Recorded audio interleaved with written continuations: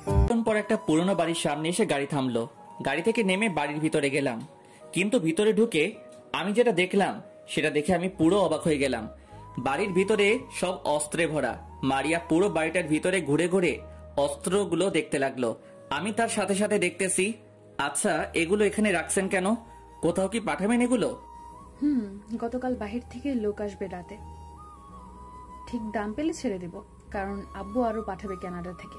কানাডার পুলিশের সাথে আব্বুর হাত আছে, তাই কোনো সমস্যা হয় না। তা নয় বুঝলাম, কিন্তু বাংলাদেশে কোনো সমস্যা হয় না? বাংলাদেশের বর্ডারে তো বিজিবি থাকে, তাদের ফাঁকি দিয়ে কিভাবে আনেন? আরে ওদের আব্বু টাকা দিয়ে কিনে ফেলছে, তাই কেউ কিছু বলে না। পুলিশ র্যাব তারা কি কখনো জানতে পেরেছে আপনারা যেসব করেন?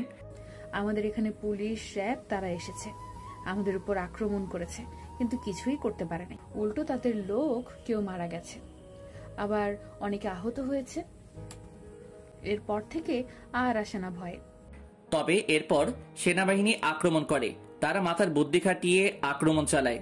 আমার লোকেরা বলতে পারবে না ওই দিন পুরনো বাড়িতে আক্রমণ করার ফলে আমার সব লোক মারা যায়, আর আমাদের অস্ত্র, ড্রাগ, ইয়াবা সবকিছু থানায় জমা দেয়।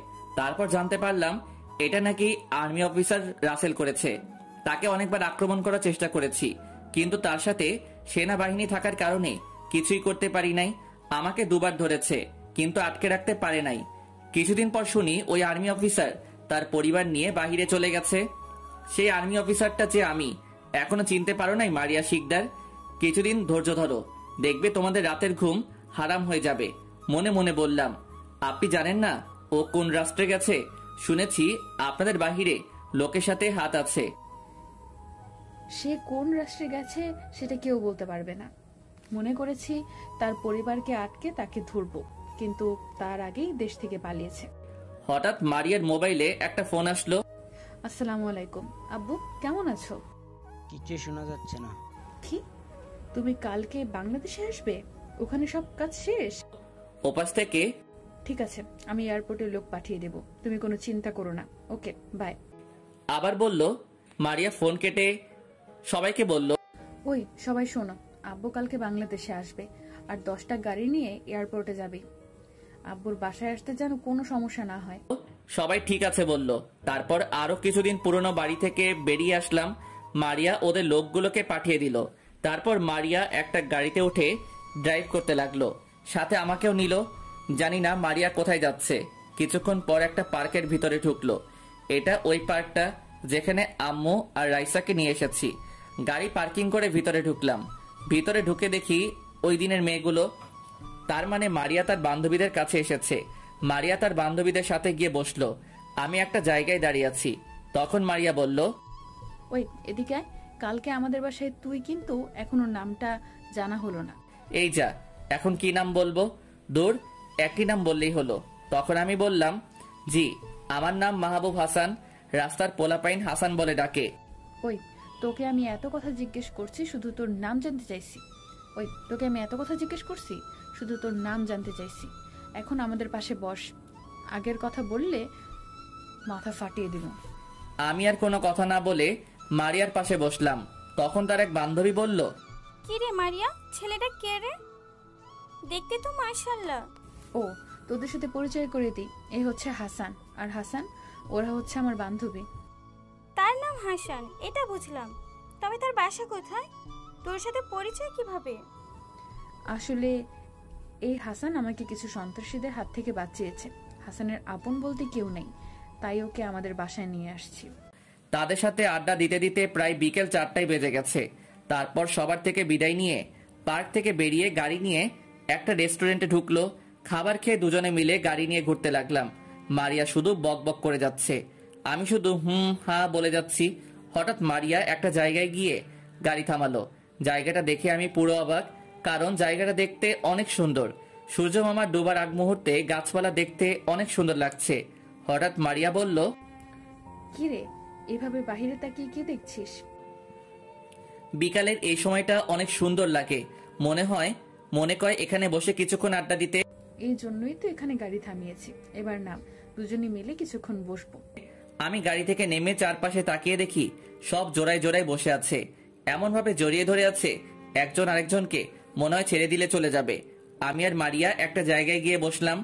আচ্ছা হাসান, তুই কখনো কাউকে ভালোবেসেছিস? তোর কোনো পছন্দের মেয়ে আছে? আমাদের মতো মানুষের আবার ভালোবাসা? 3 বেলা ঠিক মতো খেতেই পারতাম না, আবার করব প্রেম ভালোবাসা? আর আমাদের মতো টোকাই কে ভালোবাসবে? তোকে বলছি না ওই নাম মুখে নিতি না, তারপরও কেন নিস? এখন তো আর তুই টোকাই নয়, এখন তোর সবকিছু আছে। তোর যখন যা কিছু লাগে আমি দিব, তারপরও টোকাই নাম মুখে নিবি না। আচ্ছা, নিব না। এবার আপনি বলুন, আপনি কি কাউকে কখনো ভালোবেসেছেন? আয়, এই যা ইংলিশে বলে দিতে চাইছিলাম এখনই। আপনার কোনো পছন্দের ছেলে আছে? আমি এসব বিশ্বাস করি না। আর কোনো ছেলে কখনো ভুলেও আমাকে প্রপোজ করে নাই, কারণ তারা জানে আমি কেমন মেয়ে। এ কারণে ভয় প্রপোজ করে নাই। তাহলে মানুষের সাথে ভালো ব্যবহার করেন, তাদের সাথে কখনো অন্যায় করেন না, তাদের সবসময় ভালোবাসুন, দেখবেন জীবনটা অনেক সুন্দর হয়ে যাবে। তুই ঠিকই বলছিস হাসান। বাবার ক্ষমতা, টাকা পয়সায় আমি পুরো অন্ধ হয়ে গেছি। যখন যেটা চেয়েছি তাই করছি। গরিবের গায়ে কত হাত তুলেছি, কিন্তু একটা কথা, আজ পর্যন্ত আমি কাউকে হত্যা করি নাই। যা করেছে আব্বুর লোকেরা। কিছু মনে না করলে আমার সাথে একটা জায়গায় যাবেন, আমি মাঝে মাঝে ওখানে যাই। কিছু পিচ্চি ছেলে মেয়ে আছে, তাদের খাবার খাওয়াই। যাব, তবে আজকে আমি খাবার নিয়ে যাব, তুই কিন্তু নিতে পারবি না।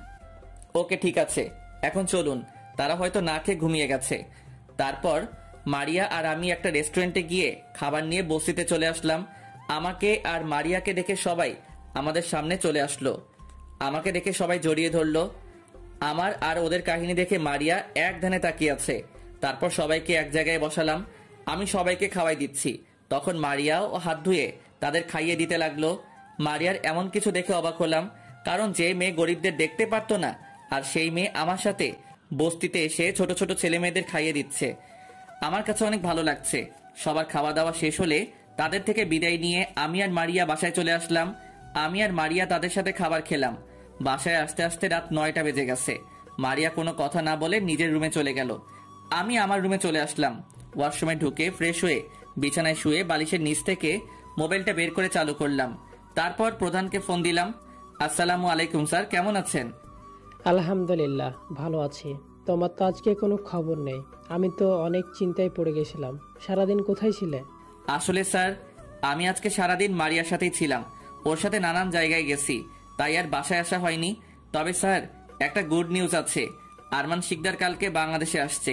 এবার থেকে শুরু হবে আমার মিশন। তুমি কি শিওর আরমান শিকদার কালকে বাংলাদেশে আসছে? স্যার, মারিয়াকে আমার সামনে তার বাবা ফোন দিছে, তখন জানতে পারলাম। আর একটা জায়গার নাম বলছি। এই জায়গায় লোক পাঠিয়ে অস্ত্রগুলো বাহির করে পুরো বাড়িতে আগুন লাগিয়ে দিতে বলবেন। ওখানে প্রায় 10-15 জনের মতো লোক আছে। আপনি সেনাকর্মী সেভাবে পাঠাবেন। ঠিক আছে, আমি সব ব্যবস্থা করছি, তুমি নিজের খেয়াল রেখো। ঠিক আছে স্যার। আর একটা কথা, মারিয়া শিকদার মনে হয় আমার প্রতি দুর্বল, কারণ তার ব্যবহারে বোঝা যাচ্ছে ওকে আমার ভালোবাসার সাগরে ডুবিয়ে সবকিছু করতে হবে। ওকে, ঠিক আছে, যা কিছু করো নিজেকে সেভ রেখে করবে। তোমার কিছু হয়ে গেলে রাইসা আর তোমার আম্মু কি হবে? তাদের কথা কিন্তু মাথায় রাখবে। আজকে তোমার কথা জিজ্ঞেস করেছে, কিন্তু আমি কাজে গেছে বলে চালিয়ে দিছে। তুমি যত দ্রুত সম্ভব কাজটা শেষ করো। Okay sir. আর পুরনো বাড়ির ঠিকানা এইটা, একটু সাবধানে যেতে বলবেন। তারা কিন্তু বাড়ির চারপাশে সিসি ক্যামেরা লাগিয়ে রেখেছে। তাদের প্রথম কাজ হবে কারেন্টের লাইন কেটে দেওয়া, তারপর আক্রমণ করবে। ঠিক আছে, বুদ্ধি দেওয়ার জন্য ধন্যবাদ। আর এখন শুয়ে পড়ো, কালকে কথা হবে। আমি লোক পাঠাচ্ছি। তারপর প্রধান ফোন কেটে দিল। আমি আর কিছু না ভেবে ঘুমিয়ে গেলাম। সকালে হঠাৎ মারিয়া আমাকে ডাকতে লাগলো। কি হয়েছে, ডাকছেন কেন? তুই এখনো ঘুমিয়ে আছিস? আমাদের সাথে এয়ারপোর্ট যাবি না? আব্বু অল্প কিছুক্ষণের মধ্যে বাংলাদেশে পৌঁছে যাবে। আসলে গতকাল কথা বলতে বলতে অনেক রাত হয়ে গেছে। আপনি চলে যান, আমার শরীরটা কেমন খারাপ লাগছে। উনি বাসায় আসলে কথা বলা যাবে। ঠিক আছে, আমি কাজের লোককে বলে যাচ্ছি তোকে ওষুধ এনে দিতে। নাস্তা করে শুয়ে থাকিস। বলে রুম থেকে বেরিয়ে গেল।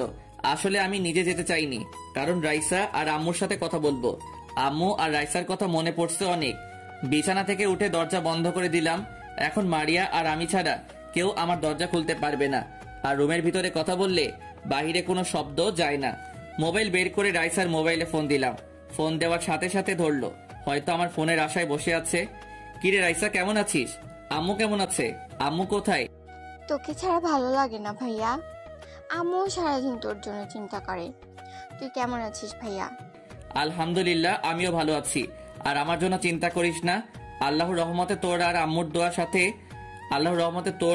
দোয়ার সাথে থাকলে কেউ কিছু করতে পারবে না, একমাত্র আল্লাহ ছাড়া। আমি প্রতিদিন নামাজ পড়ে তোর জন্য দোয়া করি, আল্লাহ যেন আমার ভাইয়াকে সব সময় ভালো রাখে। এখন বল আম্মু কোথায়? আম্মুর কাছে মোবাইলটা দে। তারপর রাইসা আম্মুর কাছে মোবাইলটা দিল। আম্মু আমার সাথে কথা বলতে এসে কান্না করে দিল। আমি আম্মুকে বুঝিয়ে শান্ত করলাম।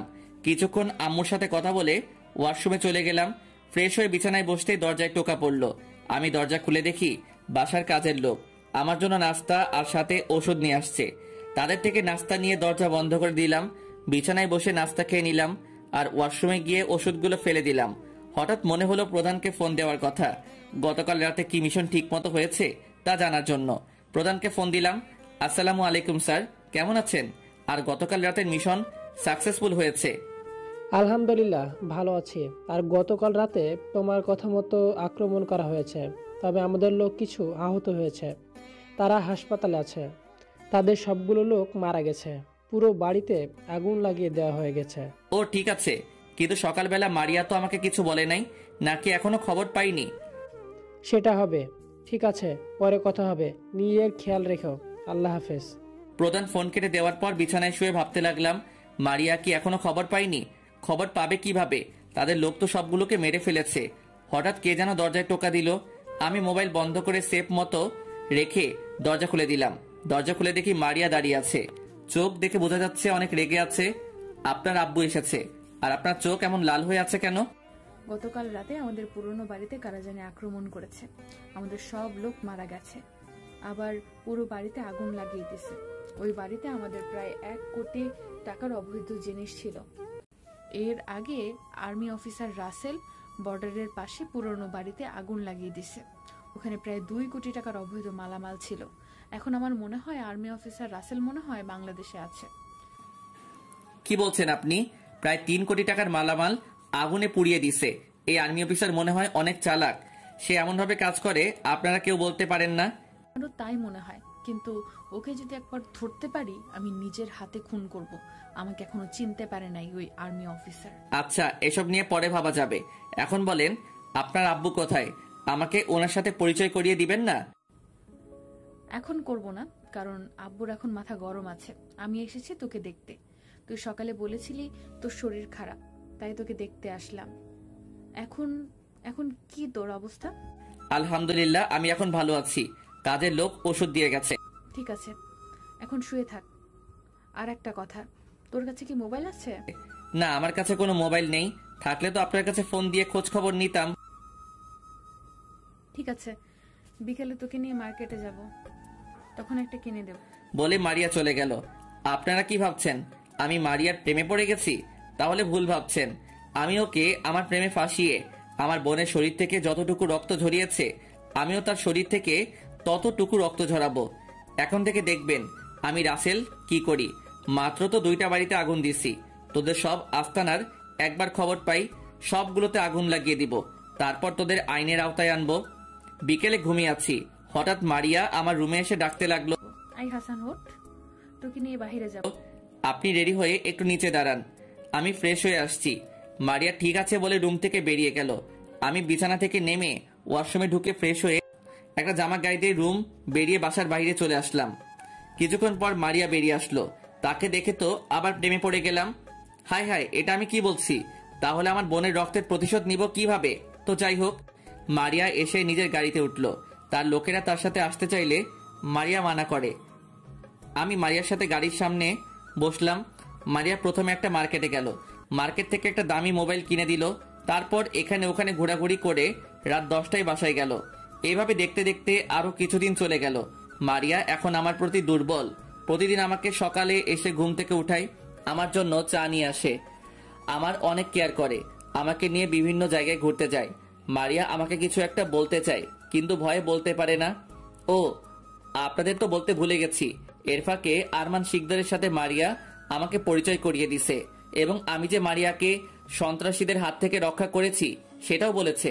তারপর থেকে আমাদের মারিয়ার সাথে সবসময় থাকার জন্য বলেছে।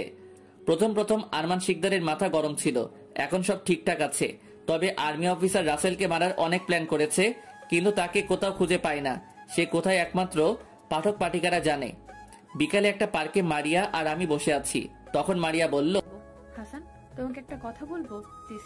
কথাটা শুনে তুমি রাগ করো না। রাগ করার কি আছে, আপনি বলুন। তারপর মারিয়া যেটা বলল সেটা শুনে আমি তো পুরো অবাক হয়ে গেলাম এবং মনে মনে খুশিও হলাম। যারা সত্যিকারের ভালোবাসে তারা মোনাজাতে কাঁদে, কখনো অভিশাপ দেয় না। রাগ কমে যায় ভাগ করে নিলে, অভিমান চলে যায় ভালোবাসা দিলে, কষ্ট বেড়ে যায় বন্ধু ভুলে গেলে, হৃদয় ভেঙে যায় মনের মানুষ আঘাত করলে। তারপর মারিয়া যেটা বলল সেটা শুনে আমি তো পুরো অবাক হয়ে গেলাম এবং মনে মনে খুশিও হলাম।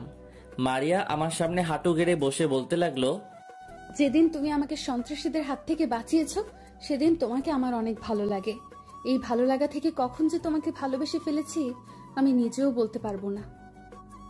আমি অনেক খারাপ ছিলাম, কিন্তু তোমার সাথে থেকে আমি ভালো হতে শুরু করেছি, গরিবদের ভালোবাসতে শুরু করেছি।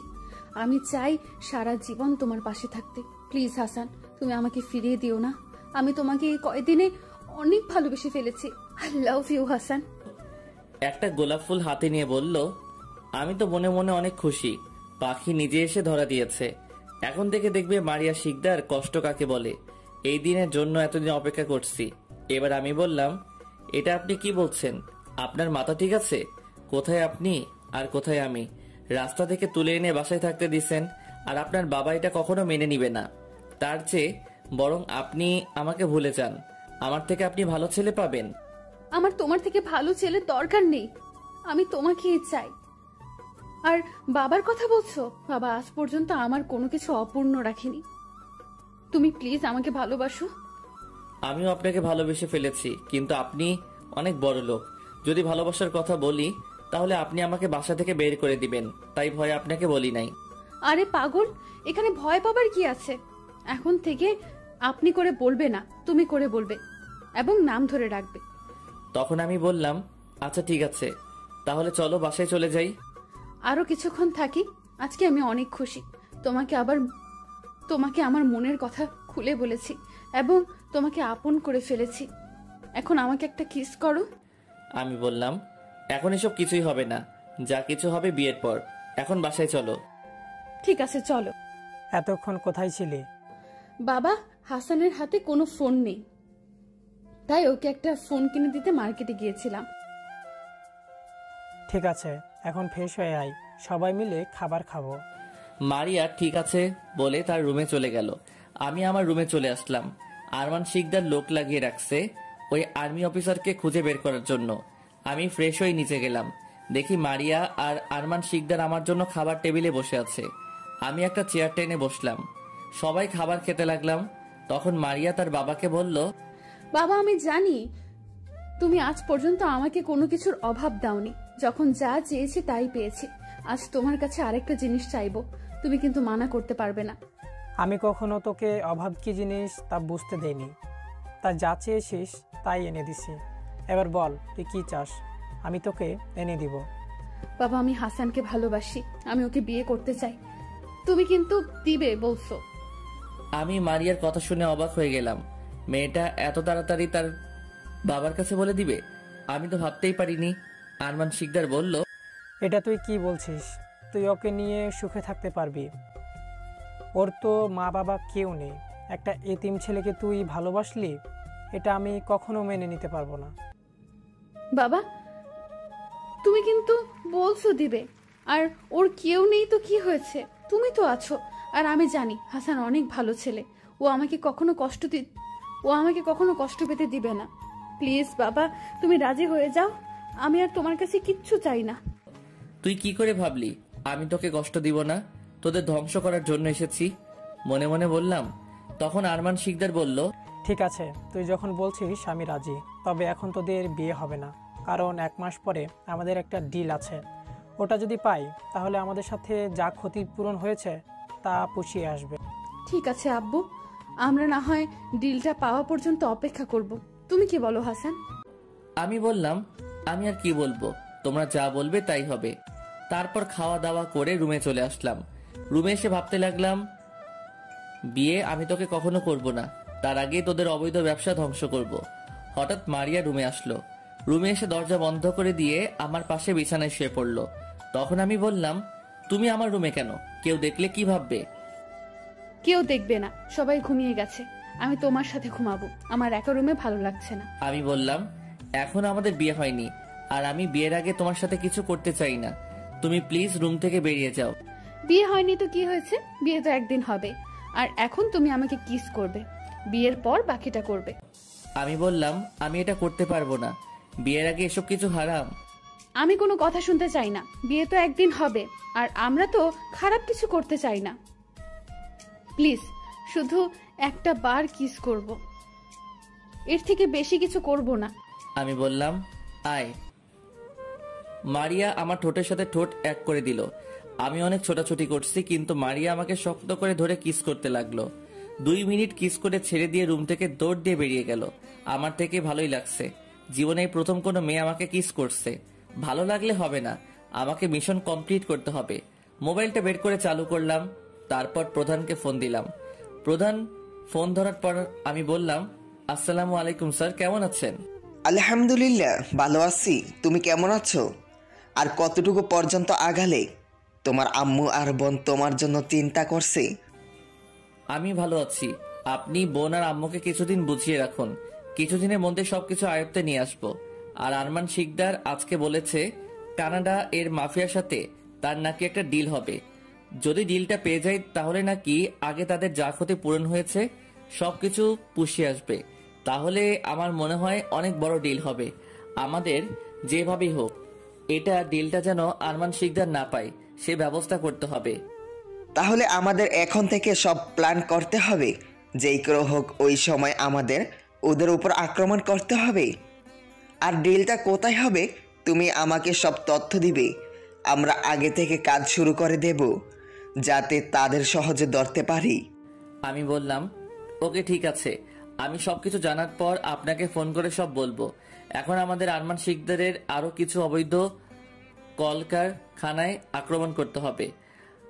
আমার জানা মতে 2টা অবৈধ কারখানার সন্ধান পেয়েছি, আমি ঠিকানা মেসেজ করে পাঠিয়ে দিব। আপনি লোক পাঠিয়ে দিবেন?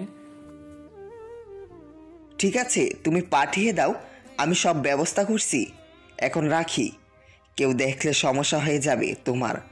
আর তুমি সব সময় সেভে থাকবে। ভালো থেকো, আল্লাহ হাফেজ।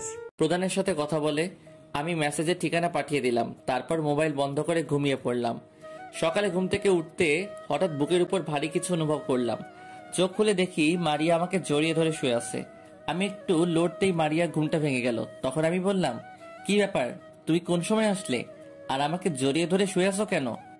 সকালে তোমাকে ডাকতে এসে দেখি তুমি ঘুমিয়ে আছো, ঘুমের মধ্যে তোমাকে অনেক সুন্দর লাগছে, তাই তোমাকে না ডেকে জড়িয়ে ধরে শুয়ে পড়লাম। ঠিক আছে, এখন আমার বুকের উপর থেকে নামো, আমি ফ্রেশ হব। আর একটু থাকো না, তোমাকে জড়িয়ে ধরে থাকতে আমার অনেক ভালো লাগছে। পরে অনেক সময় পাবে জড়িয়ে ধরার। এখন ওঠো, আমি ফ্রেশ হয়ে আসি। মারিয়া আর কোনো কথা না বলে বুকের উপর থেকে নেমে বিছানায় বসে রইল। আমি বিছানা থেকে উঠে ফ্রেশ হয়ে বাইরে এসে দেখি মারিয়া এখনো বিছানায় বসে আছে। তারপর দুজনে নিচে চলে গেলাম। নাস্তার টেবিলের সামনে গিয়ে দেখি আরমান শিকদার বসে আছে। আমি আর মারিয়া 2টা চেয়ার টেনে বসলাম। হঠাৎ আরমান শিকদার বলল, মারিয়া, ডিলটা কোথায় করলে ভালো হয়, যেখানে করলে সমস্যা হবে না, মানে পুলিশ, র্যাব, বিজেপি, সেনাবাহিনী এরা যেন জানতে না পারে। আব্বু আমি বলি কি, এই ডিলটা তো অনেক বড়, তাই বলছি সিলেটের যে বর্ডারের পাশে আমাদের আরেকটা কারখানা আছে ওখানে করলে ভালো হবে। কারণ ওই কারখানার কথা কোনো পুলিশ, র্যাব, সেনাবাহিনী কেউ জানে না, শুধু বিজিবি এটার কথা জানে। তবে আমরা তো অনেক টাকা দিয়ে তাদের মুখ বন্ধ করে রেখেছি। তুই ঠিক বলছিস, এই ডিলটা অনেক বড়, আর এটা যদি সেনাবাহিনীর কানে যায় তাহলে অনেক বড় একটা সমস্যা হবে। আর কানাডা থেকে জেমস, কানাডার মাফিয়া, বলেছে একটা নিরাপত্তার জায়গায় ব্যবস্থা করতে। যদি কোনো সমস্যা হয় তাহলে আমাদের কাউকেই ছাড়বে না। আমার বিশ্বাস এটা কেউ বলতে পারবে না। তুমি জেমসকে জানিয়ে দাও, কোনো সমস্যা হবে না তাদের সব কিছু রেডি করতে। আর তুমি সিলেটে যারা ওই কারখানায় কাজ করে তাদের বলো চারিপাশে সিসি লাগিয়ে রাখতে। আর আমাদের এখান থেকে আরো কিছু লোক পাঠিয়ে দাও, তাহলে কাজটা তাড়াতাড়ি শেষ হবে। তুই ঠিক বলছিস, আগে জেমসকে জানিয়ে দিই, তারপর লোক পাঠিয়ে দিব। আরো কিছুক্ষণ কথা বললো তারা। আমি নাস্তা করে রুমে চলে আসলাম। রুমে এসে দরজা বন্ধ করে মোবাইল বের করে প্রধানকে মেসেজ দিয়ে জানিয়ে দিলাম, কারণ যে কোনো সময় মারিয়া আমার রুমে চলে আসতে পারে। মেসেজ পাঠানোর 2 মিনিট পর প্রধান শুধু ওকে লিখলো। তাতেই আমি বুঝে গেলাম। এই দেখছেন, বলতে না বলতেই রুমে ঢুকে গেল মারিয়া। রুমে ঢুকে সোজা এসে আমার কোলে বসে পড়লো। তার সাথে এখন বেশি কিছু করব না, আমার সাথে যা কিছু করার করুক, আমি তার সাথে তাল মিলিয়ে যাব। মারিয়া বলল, রুমে একা একা কি করো? আমাকে না নিয়ে তুমি রুমে চলে আসলে কেন? তোমরা গুরুত্বপূর্ণ কথা বলছো, তাই তোমাদের ওখানে না থেকে রুমে চলে আসলাম। যদি আমার থাকাতে সমস্যা হয়। ও, এই ব্যাপার। তুমি থাকলে সমস্যা হবে কেন? তুমি তো আর বাহিরের কেউ নয়, তুমি আমাদের পরিবারের একজন। আচ্ছা মারিয়া, তুমি বলছো এসব কাজ আর করবে না, তাহলে কেন করো? আমি তো বলছি গরিবের উপর অত্যাচার করব না, আমাদের এই অবৈধ ব্যবসা করে যাব। এই টাকার কারণে আমার আম্মুর চিকিৎসা করাতে পারি নাই, তাই আমি এই জায়গা থেকে কখনো ফিরে আসব না। তাই বলে অবৈধ ব্যবসা করে যাবে? হালাল পথে উপার্জন করতে পারো না? তুমি জানো এই অবৈধ ব্যবসার কারণে একদিন তোমার মৃত্যু হতে পারে। আমাদের কেউ কিছু করতে পারবে না। অনেক বড় বড় পুলিশ র্যাব আমাদের হাতের মুঠোয় আছে, কারণ আমাদের টাকা দিয়ে অনেক বড় বড় পুলিশ অফিসার গাড়ি বাড়ি করেছে। শুধু একটাই আফসোস, সেনাবাহিনীর কোনো কর্মকর্তাকে হাতের মুঠোয় আনতে পারি নাই। আমার জানা মতে সেনাবাহিনী টাকার বিনিময়ে কিছু করে না, তারা দেশের জন্য কাজ করে যায়। ঠিক বলছো। আচ্ছা, এখন এসব কথা বাদ দাও, আমাকে এখন জড়িয়ে ধরে কিস করো। গতকাল রাতে তোমাকে কিস করে সারা রাত ঘুমাতে পারিনি। এখন না করলে হয় না? না, এখন তোমাকে কিস করতে হবে। আমার আর সহ্য হয় না, কবে যে তোমাকে কাছে পাবো। ধৈর্য ধরো, ধৈর্যের ফল মিষ্টি হয়। বিয়ের পর তোমার সব আবদার পূরণ করব। সেটা বিয়ের পর। এখন তোমার ঠোঁট দুটো আমাকে টানছে। যদি কিস না করো তাহলে আমি তোমার সাথে আর কথা বলবো না। কি আর করার, আমি মারিয়াকে জড়িয়ে ধরে কিস করতে লাগলাম। মারিয়া আমাকে কিস করতে করতে বিছানায় ফেলে দিল। আমি বুঝতে পারছি মারিয়া কন্ট্রোল করতে পারছে না। আমি তাকে জোর করে সরিয়ে দিলাম। দেখতে দেখতে 10 দিন চলে গেল। এখন মারিয়া রাতে আমার সাথে ঘুমায়। আমাদের মধ্যে কিস, জড়িয়ে ধরা, এর থেকে বেশি কিছু হয়নি। আর এই দিনের ভিতরে আরো 2টা কারখানায় আগুন লাগিয়ে দেওয়া হয়েছে। কে বা কারা করছে এখনো তাদের খুঁজে বের করতে পারে নাই। বের করবে কিভাবে? সেনাবাহিনী তাদের একটা কেউ বাঁচিয়ে রাখে না, তাই আরমান শিকদার কাউকে ধরতে পারে না। কিন্তু তারপরেও জায়গায় জায়গায় লোক লাগিয়ে রাখছে। আর সিলেটে আরমান শিকদারের লোকেরা কাজ শুরু করে দিছে। আর আমাদের প্রধান সেনাবাহিনী নিয়ে প্ল্যান করতে আসছে, এবং সবাই কিভাবে আক্রমণ করবে। সকালে মারিয়া রুমে এসে আমাকে ডাকতে লাগলো। আমি ঘুম ঘুম চোখে বললাম, কি হয়েছে, ডাকছো কেন? আমাকে আর একটু ঘুমাতে দাও। সারা রাত তোমার জন্য একটু ঘুমাতে পারি নাই। তুমি সারা রাত আমার সাথে দুষ্টুমি করছো। দুষ্টুমি শুধু আমি একা করছি? তুমিও তো করছো। এখন কথা না বলে বিছানা থেকে উঠে ফ্রেশ হতে যাও, আমি তোমার জন্য অপেক্ষা করছি। তারপর আমি বিছানা থেকে উঠে ফ্রেশ হতে চলে গেলাম। ফ্রেশ হয়ে এসে মারিয়া সহ নাস্তা করতে চলে গেলাম। 3 জন মিলে নাস্তা করলাম। তারপর আমি রুমে চলে আসলাম। আরমান শিকদার এখন ডিলটা নিয়ে ব্যস্ত। তার যে 2টা কারখানায় আগুন লাগিয়ে দিছি সেটার কোনো খবর নেই। আজকে বিকালে মারিয়াকে নিয়ে ঘুরতে আসলাম বাহিরে। আসার একটা কারণ আছে। কারণটা হলো আজকে মারিয়াকে আটক করব, তাই আগে থেকে সব প্ল্যান করে রাখছি। এটা আমি ছাড়া কেউ জানে না। আমি একটা পুরনো বাড়ি ঠিক করছি। আজকে মারিয়াকে পুরনো বাড়িতে আটকে রেখে কঠিন শাস্তি দিব। আমার বোনের শরীর থেকে যতটুকু রক্ত ঝরিয়েছে আজকে থেকে তার শরীর থেকে রক্ত ঝরাবো। মারিয়াকে নিয়ে সোজা পুরনো বাড়ির সামনে চলে আসলাম মারিয়াকে সারপ্রাইজ দিব বলে। চোখ বেঁধে আনছি। গাড়ির থেকে নেমে মারিয়াকে নিয়ে একটা রুমে ঢুকে গেলাম। রুমে ঢুকে একটা চেয়ারে বসিয়ে হাত পা বেঁধে দিলাম। তারপর চোখের বাঁধন খুলে দিলাম। মারিয়ার চোখ খোলার পর রুমের চারপাশে তাকিয়ে আমাকে বলল, হাসান, তুমি আমাকে কোথায় নিয়ে আসলে? দেখে তো বোঝা যাচ্ছে এটা একটা পুরনো বাড়ি। কি মারিয়া শিকদার, আমাকে চিনতে পারো নাই? আর চিনবেই বা কেমন করে? আমি তো চেহারা পাল্টে ফেলেছি। মানে কি বলছো তুমি হাসান? তোমার মাথা ঠিক আছে? আর আমাকে বেঁধে রাখছো কেন? তুমি না বলেছিলে আমাকে সারপ্রাইজ দিবে? তাহলে তোমার সারপ্রাইজ কোথায়? সারপ্রাইজ? ঠিকই ধরেছিস। তোকে আজকে এমন সারপ্রাইজ দিব তা তুই কল্পনাও করতে পারবি না। এই দেখ তোর সারপ্রাইজ। বলে মোবাইল থেকে ভিডিওটা বের করে মারিয়ার হাতে দিলাম। মারিয়া ভিডিওটা দেখে অবাক হয়ে গেল। তখন আমি বললাম, জি মারিয়া শিকদার, এখন আমাকে চিনতে পেরেছো? হয়তো অবাক হচ্ছ, তাই না? এটা আমার একটা প্ল্যান ছিল। তার মানে তুমি আর্মি অফিসার রাসেল? তার মানে তুই আমাদের সাথে থেকে সবকিছু করেছিস? আমাদের এতগুলো কারখানায় আগুন লাগিয়ে দিলি? ঠিকই ধরেছিস। এখন বাকি একটা কাজ আছে, সেটা হলো কিছুদিন পরে কানাডার জেমসের সাথে যে ডিলটা করতে এত কিছু করেছিস সেটা আমি কখনো হতে দিব না। তোর বাপকে এবং ওই মাফিয়া জেমসকে মারবো। তোদের মতো মানুষ দেশটা ধ্বংস করে দিয়েছে, তোদের এমন কাজ আর হতে দিব না। তুই এখনো আমার বাবাকে চিনতে পারিস নাই। যদি শুনে তুই আমাকে এখানে আটকে রেখেছিস তাহলে তোদের কাউকে ছাড়বে না। আমি ছাড়া আর কেউ জানে না তোকে কোথায় নিয়ে এসেছি। এখন আমি তোর এমন অবস্থা করব যেটা তুই কল্পনা করতে পারবি না। তোর লোকেরা আমার বোনের শরীর থেকে রক্ত বের করেছে, আমার বোন মরা থেকে বেঁচে আসছে। এখন তোর শরীর থেকে ততটুকু রক্তই বের করব।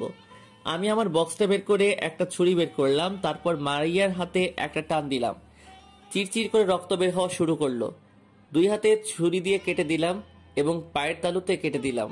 মারিয়া অনেক কান্না করছে, কিন্তু তার কান্নায় আমার কিছু আসে যায় না। মারিয়া অনেক আপত্তি মিনতি করছে তাকে মাফ করে দেওয়ার জন্য, কিন্তু আমি তার কোনো কথাই শুনছি না। হঠাৎ মারিয়া জ্ঞান হারিয়ে ফেলছে। মৃত্যু শব্দটা কারো কাছে খুব ভয়ঙ্কর, আবার কারো কাছে মুক্তির উপায়।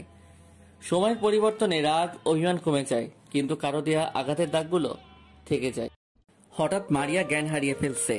আমি রুম থেকে বেরিয়ে দরজায় তালা মেরে গাড়ি নিয়ে একটা হাসপাতালে চলে গেলাম। হাসপাতাল থেকে একজন ডাক্তার সাথে করে নিয়ে আবার পুরনো বাড়িতে চলে আসলাম। ডাক্তার মারিয়ার কাটা জায়গায় ব্যান্ডেজ করে দিল আর কিছু ওষুধ লিখে দিয়ে গেল। আর এই ডাক্তার আমাকে চিনে, কারণ আমি যখন মুখে সার্জারি করি তখনই ডাক্তার আমার কেবিনে ছিল। ডাক্তারকে বলেছি কাউকে যেন কিছু না বলে, বলে তাকে দুনিয়ায় বাঁচিয়ে রাখবো না। ডাক্তার বলল সে কাউকে কিছু বলবে না। ডাক্তারকে হাসপাতালে দিয়ে আবার পুরনো বাড়িতে চলে আসলাম। আসার সময় রেস্টুরেন্ট থেকে খাবার নিয়ে আসলাম। রুমের ভিতরে ঢুকে দেখি মারিয়ার জ্ঞান ফিরেছে। আমাকে দেখে মারিয়া বলল, কিরে, আমাকে বাঁচিয়ে রাখছিস কেন? আমাকে বাঁচিয়ে রাখলে তোর বিপদ, কারণ আমার বাবার কানে যদি যায় তুই আমাকে কিডন্যাপ করেছিস তাহলে আব্বু তোকে ছাড়বে না। মারিয়ার কথা শুনে আমি তাকে বললাম, আরে আমাকে মারার কথা পরে ভাবিস, আগে তুই এবং তোর বাপ বাঁচবি কিনা সেটা চিন্তা কর। মারিয়া আমার কথা শুনে হাসতে হাসতে বলল, তুই হয়তো আমার বাবাকে চিনিস না, পুরো বাংলাদেশে আগুন লাগিয়ে দিবে। এখনো সময় আছে, তুই আমাকে ছেড়ে দে। এবার আমি মারিয়াকে বললাম, সেটা সময় বলে দিবে, শুধু কানাডার মাফিয়া জেমসকে বাংলাদেশে আসতে দাও। জেমসের সাথে তোর বাবাকেও ওপরে পাঠিয়ে দিব। এখন কথা না বলে খাবার খেয়ে ওষুধগুলো খেয়ে নেই। মারিয়ার দিকে খাবারগুলো এগিয়ে দিয়ে মারিয়া খাবার হাতে নিয়ে ফেলে দিল। মাথা তো পুরো গরম হয়ে গেছে, তাই 2টা ঠাস করে থাপ্পড় মেরে দিলাম। মারিয়া গালে হাত দিয়ে কান্না করে দিল। তখন আমি আবার বললাম, ভেবেছি তোকে বাঁচিয়ে রেখে তোর সামনে তোর বাবাকে মারবো, কিন্তু এখন আর তা করবো না। এখন তোকে না খাইয়ে মারবো। এই কথা বলে রুম থেকে বেরিয়ে আসলাম। রুমের বাহির থেকে তালা মেরে দিলাম। আসলে মারিয়ার জন্য কেমন যেন খারাপ লাগছে, তাই ডাক্তার এনে তাকে চিকিৎসা করালাম, কিন্তু এখনো দেখি তার দেমাগ যায়নি। আমি খাবার খেয়ে অন্য রুমে এসে বিছানায় শুয়ে ভাবতে লাগলাম এখন কি করা যায়। মারিয়ার মোবাইল বন্ধ করে রেখেছি। আমার মোবাইলে আরমান শিকদার খালি ফোন দিচ্ছে, কিন্তু আমি রিসিভ করছি না। আরমান শিকদার পুরো পাগলের মতো হয়ে গেছে। রাতে প্রধানের সাথে কিছুক্ষণ কথা বলে ঘুমিয়ে গেলাম। সকালে ঘুম থেকে উঠে ফ্রেশ হয়ে মারিয়ার রুমে গেলাম। খাবারের প্যাকেটের দিকে তাকিয়ে দেখি খাবার নেই। আসলে গতকাল রাতে খাবার বেশি নিচে পড়ে নাই। ওষুধের দিকে তাকিয়ে দেখি ওষুধও খেয়েছে। হয়তো ব্যথা সহ্য করতে পারে নাই। বড় লোকের আদরি মেয়ে তো, কখনো কেউ গায়ে হাত তুলে নাই, তাই ব্যথা সহ্য করতে পারে না। মারিয়ার দিকে তাকিয়ে দেখি ছোট বাচ্চাদের মতো ঘুমাচ্ছে। ইচ্ছে করছে তার কপালে একটা চুমু দিতে। হাই হাই, এটা আমি কি ভাবছি? আমি কি আবার তার প্রেমে পড়ে গেছি? ঠিকই ধরেছেন। আসলে তাকে মারার পর রাতে ঘুমাতে পারি নাই। চেহারা একদম খারাপ হয়ে গেছে মারিয়ার। তো যাই হোক, আমি মারিয়াকে ডাকতে লাগলাম, এই মিস মারিয়া, এবার উঠেন, এখানে আপনাকে ঘুমাতে আনা হয়নি, তাড়াতাড়ি ফ্রেশ হয়ে নেন, আমি বাইরে যাচ্ছি। মারিয়া কোনো কথা না বলে বিছানায় থেকে উঠে ওয়াশরুমে চলে গেল। আমি রুম থেকে বেরিয়ে বাসার বাইরে চলে আসলাম। গাড়ি নিয়ে রেস্টুরেন্ট থেকে নাস্তা নিয়ে আবার বাসায় চলে আসলাম। ও আপনাদের তো বলতে ভুলে গেছি, মারিয়াকে যে রুমে আটকে রেখেছি সেই রুমে সিসি ক্যামেরা লাগিয়ে রেখেছি, তাও আবার লুকিয়ে রেখেছি যাতে মারিয়া দেখতে না পায়। তালা খুলে বাসার ভিতরে ঢুকে মারিয়ার রুমে গেলাম। মারিয়ার রুমে গিয়ে দেখি বিছানায় বসে আছে মাথা নিচু করে। আমি নাস্তা তার সামনে দিয়ে বললাম, নাস্তা করে ওষুধ খেয়ে নেয় বলে রুম থেকে বেরিয়ে আসলাম।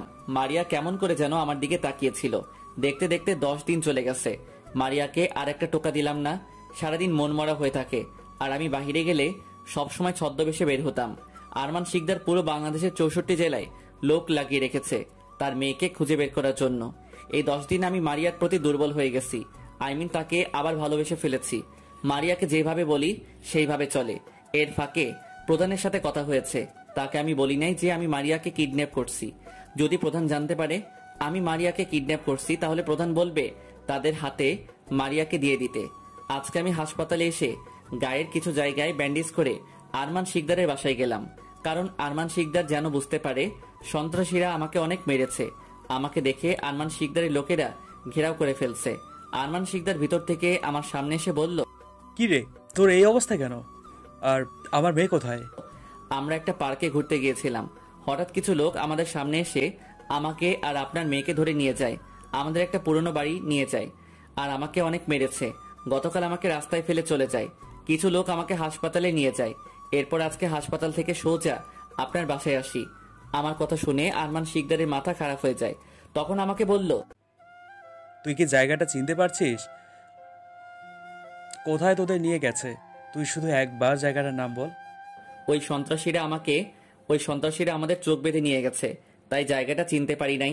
আবার রাতে রাস্তায় ফেলে গেছে আমাকে। না, না জানি আমার মেয়েটার কি অবস্থা করেছে ওই সন্ত্রাসীরা। আমি তাদের কাউকে ছাড়বো না, কাউকেই ছাড়বো না। তুই শুধু বল আমার মেয়ের কিছু করেছে ওরা?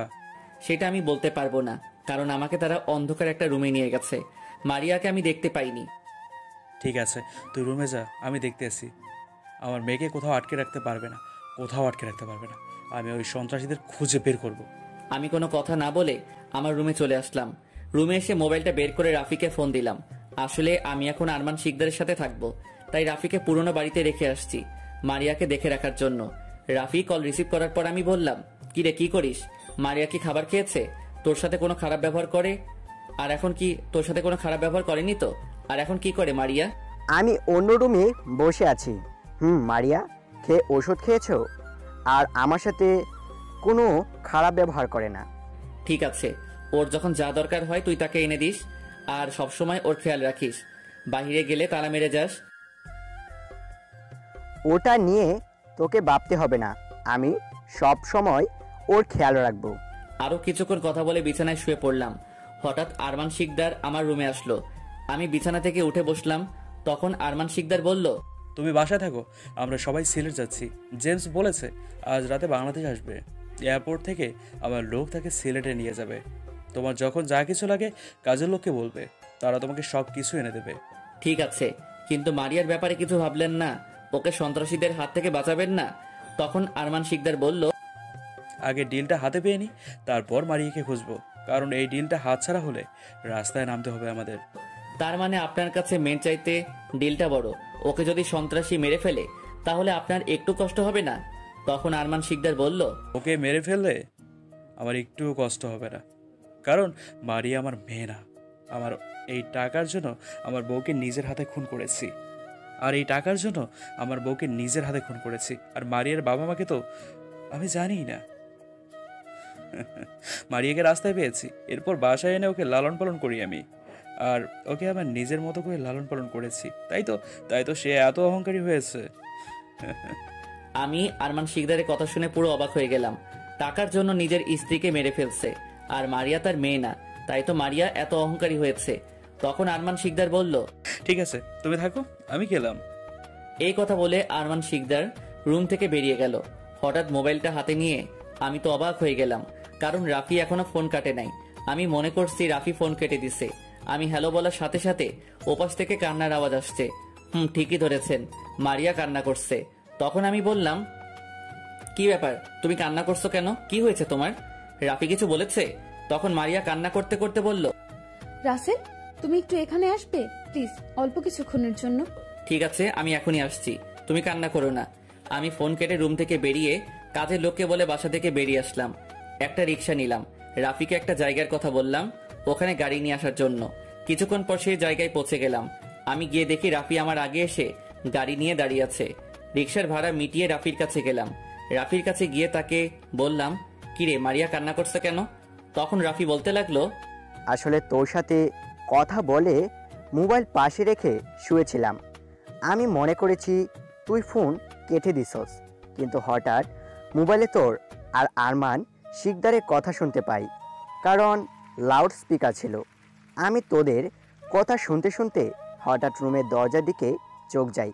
দেখি মারিয়া দাঁড়িয়ে আছে এবং আরমান শিকদারের সব কথা শুনে কান্না করে দিল। তারপর কি হলো তুই তো জানিস। কলকাটিটাই অনেক ভালো হয়েছে, তা না হলে মারিয়া সত্যটা কখনো জানতে পারতো না। এখন দাঁড়িয়ে না থেকে বাসায় চল, মারিয়া কিছু একটা করে ফেলতে পারে। রাফি আর আমি গাড়ি নিয়ে সোজা বাসায় চলে আসলাম। গাড়ি থেকে নেমে তালা খুলে বাসার ভিতরে ঢুকলাম, কিন্তু ঢোকার সাথে সাথে মারিয়া এমন কিছু করবে আমি তো অবাক হয়ে গেলাম। কি ভাবছেন খারাপ কিছু? আপনারা একটু বেশিই বোঝেন, আপনাদের একটু ধৈর্য নেই, আগে তো শুনবেন কি করেছে। আমি ভিতরে ঢোকার সাথে সাথে মারিয়া এসে আমাকে জড়িয়ে ধরে কান্না করতে লাগলো। তখন আমি মারিয়াকে বললাম, এই মারিয়া কান্না করছো কেন? এবার মারিয়া কান্না করতে করতে বলল, রাসেল, তুমি আমাকে ক্ষমা করে দাও। আমি না বুঝে অনেক বড় অন্যায় করেছি। আমি জানতাম না আরমান শিকদার আমার বাবা না।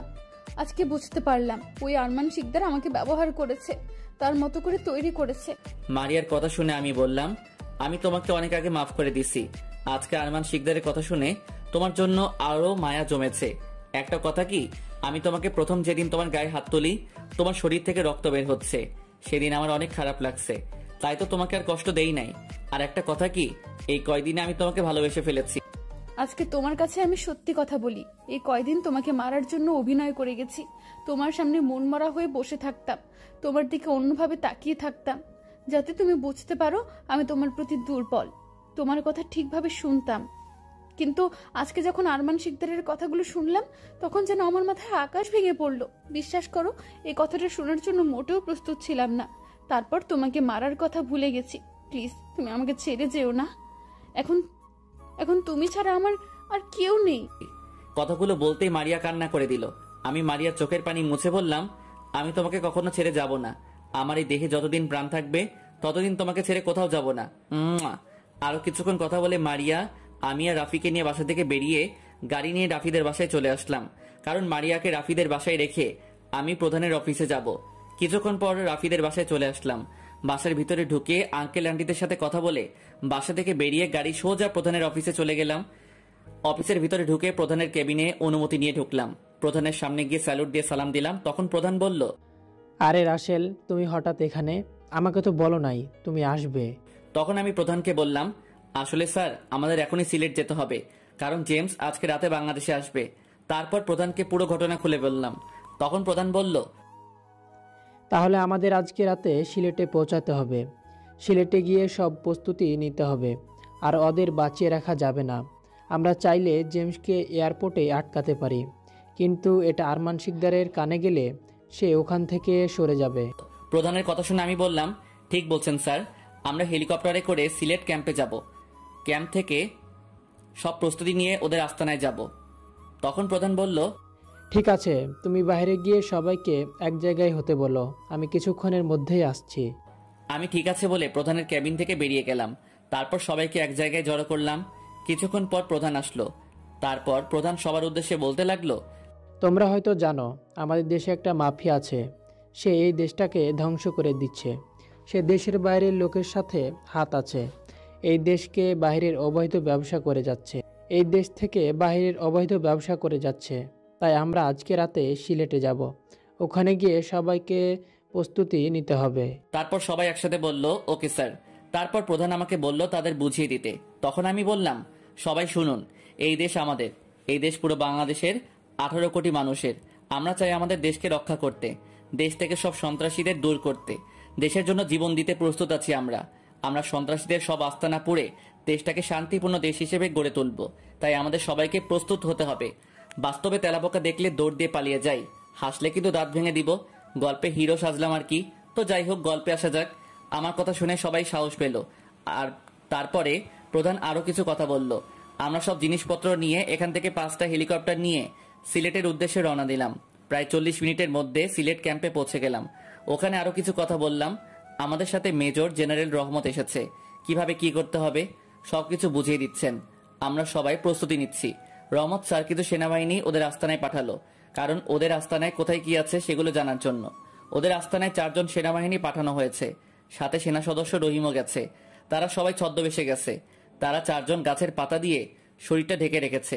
প্রায় 1 ঘন্টা পর 4 জন সেনা সদস্য আসলো।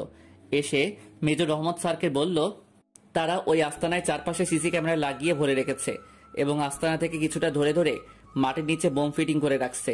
আমাদের সবাইকে সাবধানে আক্রমণ করতে হবে, নিচের দিকে লক্ষ্য রাখতে হবে। যদি একটা বোমা বিস্ফোরণ হয় তাহলে তারা সবাই বুঝে ফেলবে। তখন মেজর রহমত বলল, চিন্তা করো না, আমরা প্রশিক্ষণপ্রাপ্ত সৈনিক, আমাদের ওরা কিছুই করতে পারবে না। এখন তোমরা কয়েকজন গিয়ে মাটির নিচে যে বোমা ফিটিং করেছ সেগুলো উঠিয়ে ফেলো, তাহলে আমাদের আক্রমণ করতে সমস্যা হবে না।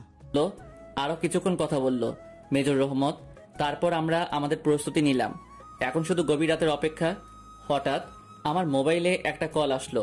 মোবাইলটা হাতে নিয়ে দেখি আননোন নাম্বার। আমার এই নাম্বারে অচেনা নাম্বার থেকে কল আসলো কিভাবে? এই নাম্বার তো বাহিরের কেউ জানে না, শুধু প্রধান এবং রাফির কাছে থাকে। আরো 2টা নাম্বার ছিল, সেগুলো দিয়ে সবার সাথে কথা বলতাম। তো এখন ওই 2টা নাম্বার বন্ধ করে রেখেছি, কিন্তু এই নাম্বারটা খোলা রেখেছি। প্রধান যে কোনো সময় ফোন দিতে পারে। তাই আমি ফোনটা রিসিভ করার পর ওই পাশের থেকে যে কথা বলল এবং যেটা বলল তার জন্য মোটেও প্রস্তুত ছিলাম না। আমার মাথা পুরো খারাপ হয়ে গেছে। ভালোবাসা হয়ে যায় খুব সহজে, আর মায়া কাটানো যায় না সারা জীবনেও। কিছু মানুষ অনলাইনে না থাকলে শুধু অনলাইন না, বুকটাও ফাঁকা ফাঁকা লাগে।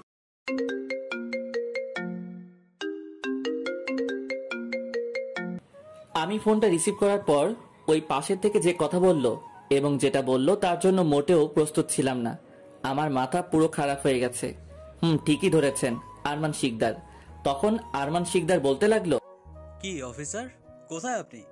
আপনার জানের জিগার বন্ধু এবং ভালোবাসা এখন আমার কাছে। আপনি হয়তো ভাবছেন আমি কিভাবে জানলাম, তাহলে শুনুন। আপনাকে কেমন সন্দেহ লাগছিল, তাই বাসা থেকে বেরিয়ে আসতে কিছু লোককে রেখে এসেছি আপনাকে দেখে রাখার জন্য। আমি বাসা থেকে বেরিয়ে আসার কিছুক্ষণ পর যখন আপনি বাসা থেকে বেরিয়ে আসেন তখন আমার লোক আপনাকে প্রো করে। তারপর আপনি বাসা থেকে বেরিয়ে কোথায় গেছেন আমার লোক সব কিছু দেখছে। আপনি বাসা থেকে বেরিয়ে আসার পর আমার লোক তোমার বন্ধু এবং ভালোবাসাকে ধরে আমার কাছে নিয়ে আসে। আমি আরমান শিকদারের কথা শুনে মাথা পুরো গরম হয়ে গেছে। তখন আমি বললাম, তুই যদি ওদের কিছু করিস আমি তোকে ছাড়বো না। এখনো সময় আছে, তুই ওদেরকে ছেড়ে দে, তা না হলে আমি তোকে নিজ হাতে মারবো। আমি ওদেরও মারবো এবং তোকেও মারবো, পারলে পারলে ওদেরকে বাঁচিয়ে নিয়ে যা।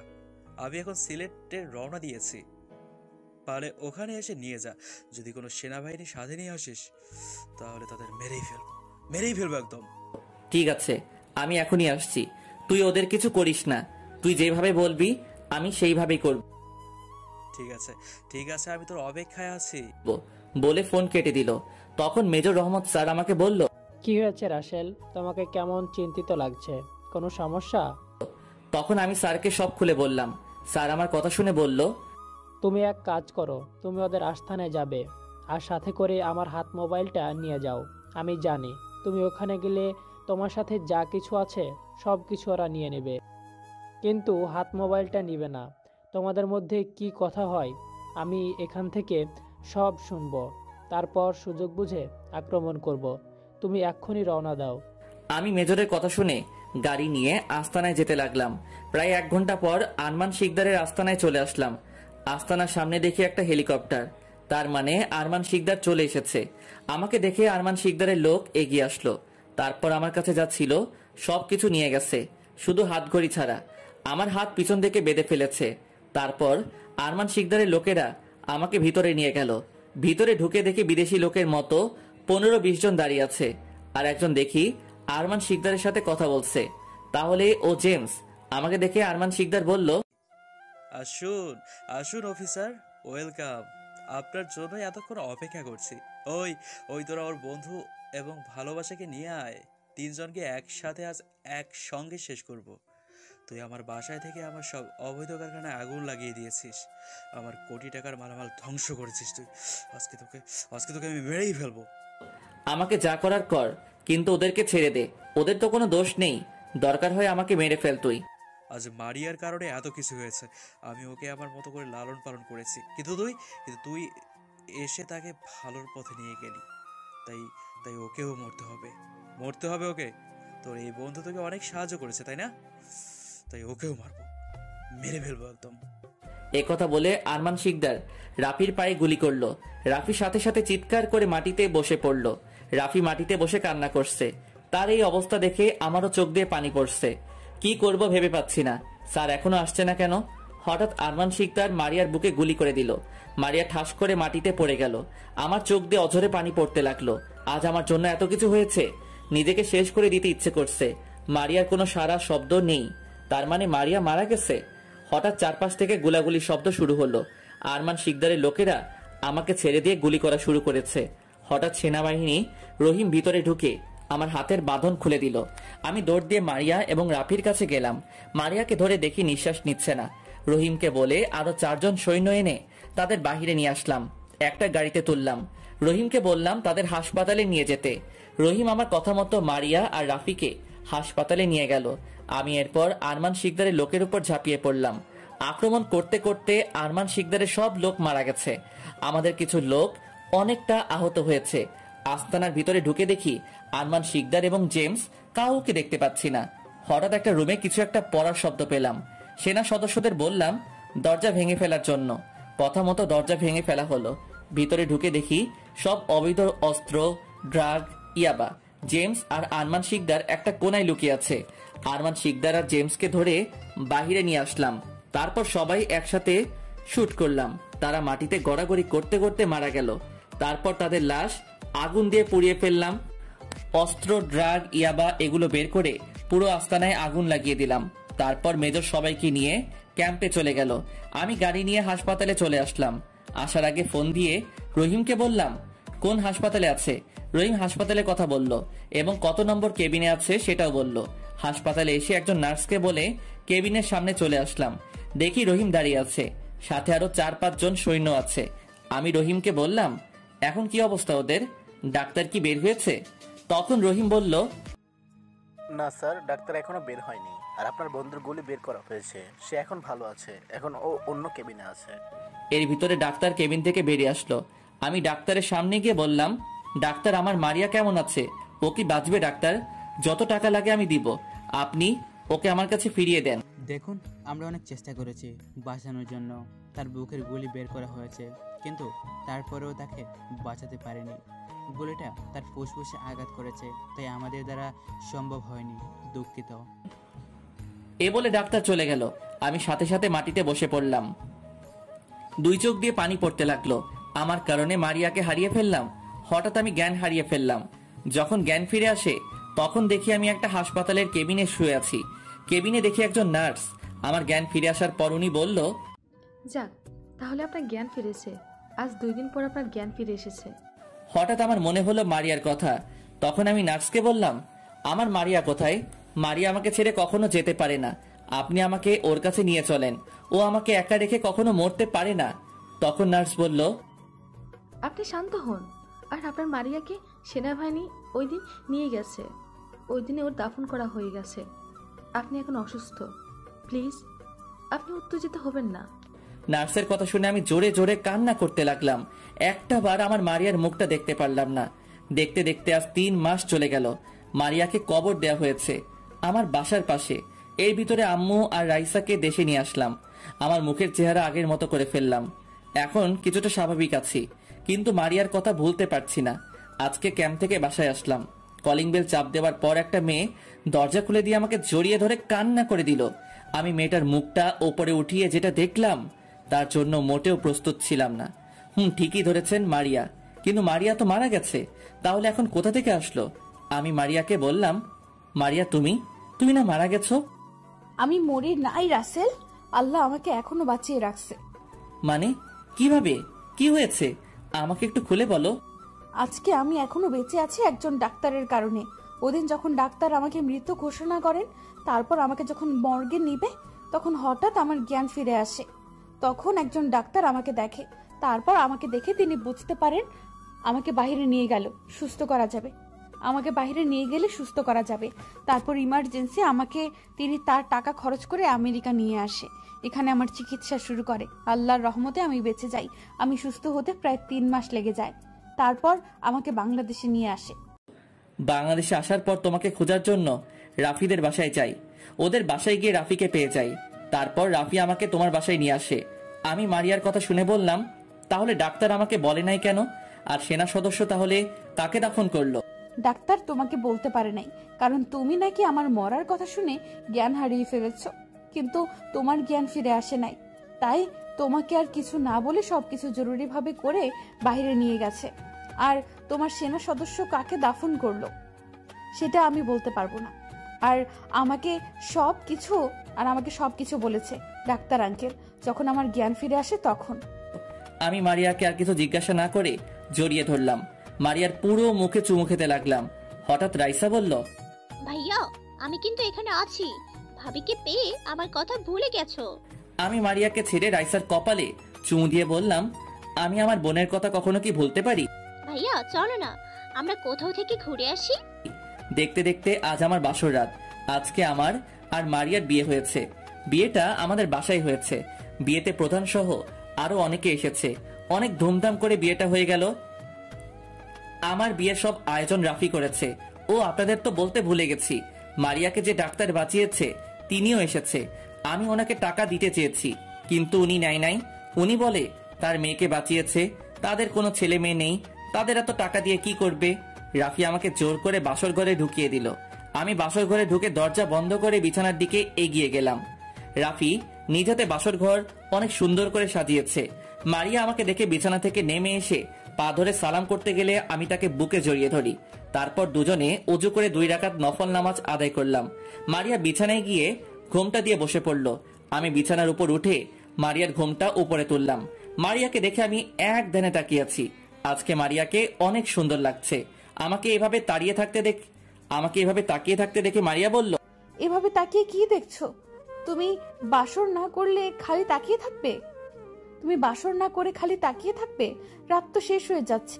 আজকে তোমাকে অনেক সুন্দর লাগছে, শুধু তোমার দিকে তাকিয়ে থাকতে মনে কয়। কেন, আগে বুঝি সুন্দর ছিলাম না? এখন না তাকিয়ে থেকে আমাকে আদর করো। আমি তোমার মতন একটা ছেলে চাই। না, তোমার মতো কিউট একটা মেয়ে চাই। ঠিক আছে, আল্লাহ যা দিবে তাতেই খুশি। তারপর আর কি, শুরু হয়ে গেল সন্তান আনার মিশন। আপনারা আর জানা লাগবে না। সকালে ঘুম থেকে উঠতে দেখি মারিয়া আমাকে জড়িয়ে ধরে শুয়ে আছে। তার শরীরে কাপড় নেই, তার বুকের উপরে তিলটা আমাকে টানছে। তারপর তিলটার মধ্যে একটা কিস করলাম। হঠাৎ মারিয়া জড়িয়ে ধরে কিস করতে লাগলো। তারপর আর আরেকবার হয়ে গেল, মানে ইতিহাস। দুজনে একসাথে ওয়াশরুমে ঢুকে গোসল করলাম। ওয়াশরুম থেকে বেরিয়ে এসে আমি একটা জামা গায়ে দিলাম। বিপত্তি ঘটলো, মারিয়া শাড়ি পরতে পারে না, তাই মারিয়াকে শাড়ি পরিয়ে দিলাম। দুজনে একসাথে নিচে আসলাম। এর ফাঁকে রাইসা এসে আমাদেরকে ডেকে গেছে। দুজনে 2টা চেয়ার টেনে বসলাম। তখন আম্মু বলল, মারিয়া রাসেলকে নাস্তা দাও। মারিয়া আমাকে নাস্তা দিল। তখন রাইসা বলে উঠল, ভাইয়া চলো না আমরা কোথাও থেকে ঘুরে আসি। এখন না রাইসা, আরো কিছুদিন পরে যাব। আগে তোর পরীক্ষা শেষ হোক, তারপর আমরা সবাই কক্সবাজার ঘুরতে যাব। রাইসা ঠিক আছে বলল। কথা বলতে বলতে নাস্তা শেষ করে রুমে চলে আসলাম। দেখতে দেখতে রাইসার পরীক্ষা চলে এসেছে। রাইসা এবার নিউ 10-এ উঠবে। রাইসাকে প্রতিদিন পরীক্ষার সময় স্কুলে নিয়ে যাই, আর পরীক্ষা শেষ হলে নিয়ে আসি। দেখতে দেখতে রাইসার সব পরীক্ষা শেষ। রাতে সবার সাথে খাবার খেয়ে রুমে আসলাম। কিছুক্ষণ পর মারিয়া রুমে এসে দরজা বন্ধ করে দিল। তারপর আমার পাশে এসে আমার কোলে মাথা দিল। তারপর বলল, চলো না কোথাও ঘুরে আসি। রাইসার তো পরীক্ষা শেষ, বাসায় একা একা ভালো লাগে না। একা একা কোথায়, বাসায় তো আম্মু সবসময় তোমার সাথে থাকে। আর আমিও চিন্তা করছি কিছুদিনের জন্য প্রধানের কাছ থেকে ছুটি নিয়ে ঘুরতে যাব। ঠিক আছে, কিন্তু তুমি এই কদিন আমাকে আদর করো নাই, সারাক্ষণ কাজে বিজি ছিলে। আম্মু আমাকে প্রতিদিন বলে তিনি দাদি ডাক শুনতে পাবে। তিনি কবে দাদি ডাক শুনতে পাবে, আর আইসা বলে সে কবে ফুফি ডাক শুনবে। তুমি তো আমাকে আদর করো না। এখন থেকে তোমাকে প্রতিদিন আদর করব। আসো, তোমাকে আজকে পুরো রাতে ভালোবাসা দিয়ে ভরিয়ে দেব। মারিয়াকে জড়িয়ে ধরে ঠোঁটের সাথে ঠোঁট লাগিয়ে দিলাম। তারপর দুজনকে পাগলের মতো কিস করতে লাগলাম। আস্তে আস্তে হারিয়ে গেলাম অজানা ঠিকানায়। আজকে আমরা সবাই কক্সবাজার যাচ্ছি। প্রধানের কাছে বলে 7 দিনের ছুটি নিলাম। রাইসা আর আম্মু গাড়ির পিছনের সিটে বসলো। মারিয়া আমার সাথে সামনের সিটে বসলো। ও আপনাদের তো বলতে ভুলে গেছি, প্রধান আমার নিরাপত্তার জন্য সাথে কিছু সৈন্য দিল। তারা পিছনে একটা গাড়ি নিয়ে আসতেছে। প্রায় 5 ঘন্টা পর আমরা কক্সবাজার এসে পৌঁছে গেলাম। আসার আগে 4টা রুম বুক করে এসেছি। একটা আম্মু আর রাইসা, আরেকটায় আমি আর মারিয়া, আর 2টোই সেনা সদস্য। আমরা সবাই হোটেলে পৌঁছে গেলাম। ম্যানেজার আমাদের রুম দেখিয়ে দিল। আম্মু আর রাইসা তাদের রুমে গেল, আমি আর মারিয়া একটা রুমে গেলাম। সেনাবাহিনী তাদের 2টা রুমে চলে গেল। দুজনে ফ্রেশ হলাম। কিছুক্ষণ পর খাবার নিয়ে আসলো। মারিয়াকে বললাম আম্মু আর রাইসাকে ডেকে আনতে। মারিয়া রাইসা আর আম্মুকে ডেকে আনলো। তারপর সবাই খাবার খেলাম। খাবার খেয়ে আম্মু আর রাইসা তাদের রুমে চলে গেল। আমি আর মারিয়া একটা ঘুম দিলাম। বিকালে ঘুম থেকে উঠে ফ্রেশ হয়ে সবাই সমুদ্র সৈকতে ঘুরতে গেলাম। দেখতে দেখতে 5 দিন চলে গেল। অনেক আনন্দ করেছি। আজকে সবাই বাসায় ফিরে যাচ্ছি। বাসায় ফিরে আগের মতো কাজ করতে লাগলাম। মারিয়া বাসায় আম্মু আর রাইসার খেয়াল রাখে, আমি কাজ নিয়ে ব্যস্ত থাকি। এইভাবে কিছুদিন যাওয়ার পর হঠাৎ একদিন আমার মোবাইলে একটা কল আসে। আমি তখন একটা জায়গায় সেনাবাহিনী নিয়ে যাচ্ছিলাম কাজের জন্য। আমি ফোন ধরার পর ওপাশ থেকে যেটা শুনলাম সেটা শোনার জন্য মোটেও প্রস্তুত ছিলাম না। ফোন ধরার পর ওপাশ থেকে যেটা শুনলাম সেটা শোনার জন্য মোটেও প্রস্তুত ছিলাম না। ফোনটা করেছিল রাফি। তখন রাফি বলল, আজকে মার্কেটের সামনে এসে দেখলাম ভাবি এবং রাইসাকে কিছু ছেলে ডিস্টার্ব করছে। আমি কিছু করতে পারিনি, কারণ তারা 5-6 জনের মধ্যে ছিল। তারা রাইসার ওড়না ধরে টানছে। পরে রাইসার ওড়না দিয়ে ছেলেগুলো চলে গেছে। আমি রাইসা আর ভাবিকে একটা রিক্সায় উঠিয়ে দেই। তাদের প্রো করেছি। ঠিক আছে, তুই আগে দেখ ছেলেগুলো কোথায় থাকে। আমি একটা কাজের জন্য বের হয়েছি, কাজটা শেষ করে তোর কাছে ফোন দিব। ঠিক আছে, আমি ওদের প্রো করছি, তুই কাজ শেষ করে আয়, আমি ওদের পেছনে আছি। রাফি ফোন কেটে দিল। কিছুক্ষণ পর আমরা কাজের জায়গায় চলে আসলাম। এখানে কাজ হলো, কিছুদিন আগে এখানে 10টা ঘর আগুন লেগে পুড়ে গেছে। তাই সরকার আমাদের হাতে ওদের খাবার আরও নানা কিছু দিল। সব কিছু ওদেরকে দিয়ে আমরা ফিরে আসলাম এবং বলে এসেছি কিছুদিন পরে সবাইকে নতুন ঘর বানিয়ে দেওয়া হবে। আপাতত কলেজের ভিতরে থাকতে বললাম, যতদিন না তাদের নতুন ঘর হচ্ছে ততদিন এখানে থাকতে বলা হয়েছে এবং খাবার শেষ হলে দিয়ে যাব। আমার সাথেই সবাই ক্যাম্পে চলে গেছে। আমি গাড়ি নিয়ে সোজা রাফির বাসায় চলে গেলাম। রাফিকে ফোন দিয়ে বাসার বাইরে আসতে বললাম। কিছুক্ষণ পর রাফি বের হয়ে আসলো। তখন রাফিকে বললাম, কিরে, কি খবর পেলি? তারা কোথায় থাকে, কি করে, সব খবর এনেছিস? এনেছি। ওদের বাসা আমাদের কলেজের পেছনে। আর ওখানে মানুষের থেকে শুনেছি ছেলেগুলো অনেক খারাপ। কলেজের মেয়েদের অনেক ডিস্টার্ব করে, কিন্তু কেউ কিছু বলতে পারে না, কারণ তারা বর্তমান এমপির লোক। ঠিক আছে, তাহলে আমার সাথে চল, দেখি আজকে ওদের এমপি কি করে। আমার হাত থেকে ছাড়িয়ে নেয়। তারপর রাফিকে নিয়ে কলেজের পিছনে চলে গেলাম। এখানে একটা বাজার আছে। রাফি আমাকে হাত দিয়ে দেখিয়ে দিল। একটা দোকানে সবগুলো ছেলে বসে আড্ডা দিচ্ছে। আমি আর রাফি তাদের সামনে গেলাম। একটা কথা বলে রাখি, আমার শরীরে ডিউটির পোশাক ছিল না। আমি বেশিরভাগ সিভিল পোশাকে থাকি। আমরা ওদের সামনে গিয়ে আমি ওদের বললাম, কিরে, তোরা অনেক বড় নেতা হয়ে গেছিস, রাস্তাঘাটে মেয়ে মানুষ দেখলে সহ্য হয় না। আজকে আবার আমার স্ত্রী এবং বোনের সাথে খারাপ ব্যবহার করেছিস। আজকে তোদের আমার হাত থেকে কেউ বাঁচাতে পারবে না। তখন তাদের মধ্যে একজন আমাকে বলল, আমরা এমপির লোক, তোকে যদি মেরে ফেলি তাহলে কেউ আমাদের কিছু করতে পারবে না। এটা বলার সাথে সাথে আমি ওদেরকে মারা শুরু করলাম। বাজারের মানুষ সবাই চারপাশে ঘিরে রেখেছে। আসলে আমি গাড়ির থেকে হাতে করে একটা রড নিয়ে গেছি। সবগুলো মায়ের খেয়ে দৌড় দিয়ে পালিয়ে গেল। আর যাওয়ার সময় বলে গেল আমাকে পরে দেখে নিবে। বাজারে সব মানুষ ওদের নামে নানান ধরনের কথা বলেছে। তারা নাকি এমপির পাওয়ারে চলে। আজকে থেকে আপনাদের কোনো ভয় নেই। যদি আর কখনো এমপির ওই কুত্তাগুলো আপনাদের এবং মেয়েদের নিয়ে কিছু করে তাহলে আমার এই নাম্বারে ফোন দিবেন। তাদের সবাইকে আমার একটা একটা করে কার্ড দিলাম। তারা আমার কার্ডটা হাতে নিয়ে বুঝতে পারলো আমি একজন আর্মি অফিসার। তাই তারা অনেক সাহস পেল। তাদের থেকে বিদায় নিয়ে আমি আর রাফি চলে আসলাম। রাফিকে তাদের বাসায় নামিয়ে দিয়ে আমার বাসায় চলে আসলাম। কলিং বেল চাপ দিলাম। কিছুক্ষণ পর মারিয়া এসে দরজা খুলল। চোখ দুটো দেখে বোঝা যাচ্ছে অনেক কান্না করছে। তখন আমি মারিয়াকে বললাম, কি ব্যাপার মারিয়া, তোমার চোখ দুটো লাল হয়ে আছে কেন? আমার মনে হয় তুমি অনেক কান্না করেছো। মারিয়া আমাকে জড়িয়ে ধরে কান্না করে বলতে লাগলো, আসলে আজকে আমি আর রাইসা একটু মার্কেটে গেছি কিছু কেনাকাটা করতে। কেনাকাটা শেষ করে যখন বাইরে এসে রিক্সার জন্য দাঁড়িয়ে আছি, হঠাৎ কিছু ছেলে এসে আমাদের খারাপ খারাপ কথা বলে। আর একটা ছেলে রাইসার ওড়না নিয়ে গেছে। আমাদের সাথে কিছুক্ষণ খারাপ কথা বলে তারা চলে গেল। তারপর রাফি এসে আমাদের একটা রিক্সায় উঠিয়ে দিল। বাসায় গাড়ি থাকতে তোমরা রিক্সা করে কেন গেলে? আর বাসায় তো গার্ড ছিল, তাদের নিয়ে যাওনি কেন? তাহলে তো আর ওই ছেলেগুলো এসব করতে পারতো না। আসলে আমাদের রিক্সায় ওঠার অনেক শখ ছিল, তাই রাইসা আর আমি রিক্সা করে মার্কেটে গেলাম।